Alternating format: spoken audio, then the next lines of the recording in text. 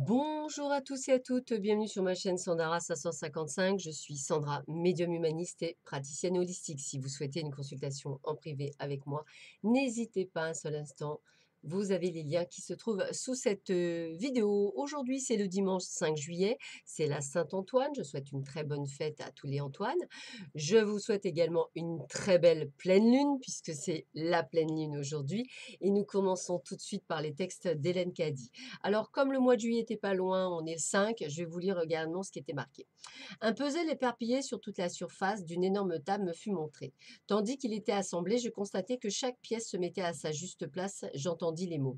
Lorsque tu as ta place et que tu joues ton rôle particulier, il ne peut y avoir aucun conflit et mon plan peut se déployer en une véritable perfection.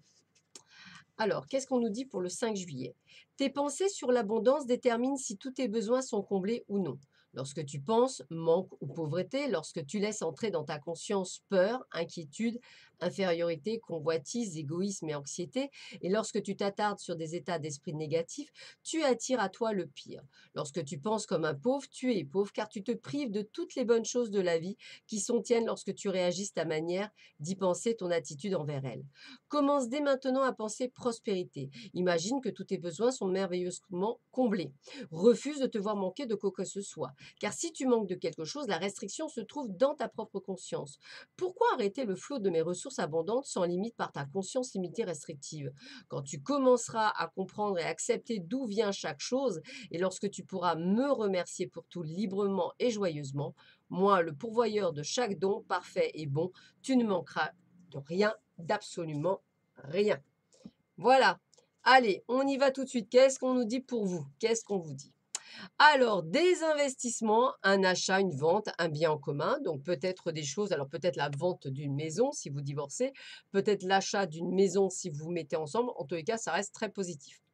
On vous dit phase dans la relation, un laisser-aller dans un moment, une situation qu'on laisse se détériorer petit à petit. Soit vous aimez encore votre conjoint et votre conjointe et vous essayez d'y remédier, soit effectivement vous ne l'aimez plus et effectivement vous laissez la débandade. Ça, c'est vous qui décidez.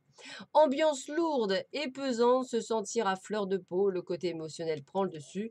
Bon, bah écoutez, voilà, relations, je pense que ça, c'est des relations qui existent déjà et qui sont, on va dire, déjà toxiques et pas bonnes. Et il y a des décisions à prendre et ça, il n'y a que vous qui pouvez les prendre. Qu'est-ce qu'on vous dit pour vous?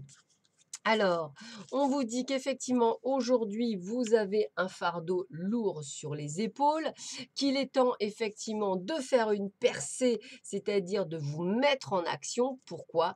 Bah, pour votre propre épanouissement et libération. Donc, c'est vraiment les maîtres mots aujourd'hui.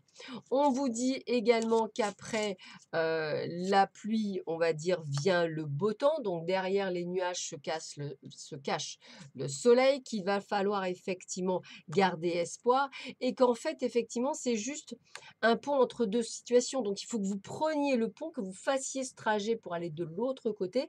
Donc, vous êtes d'une rive où vous vous sentez mal, il faut aller sur l'autre rive, il faut traverser le pont et cela demande de l'action de votre part. On est toujours dans la sagesse depuis 3 jours. Glacier Columbia, l'eau qui se veut roche devient glace tel un miroir qui fige l'apparence. Ce court instant traduit notre image, mais qui donc se trouve en amont du regard.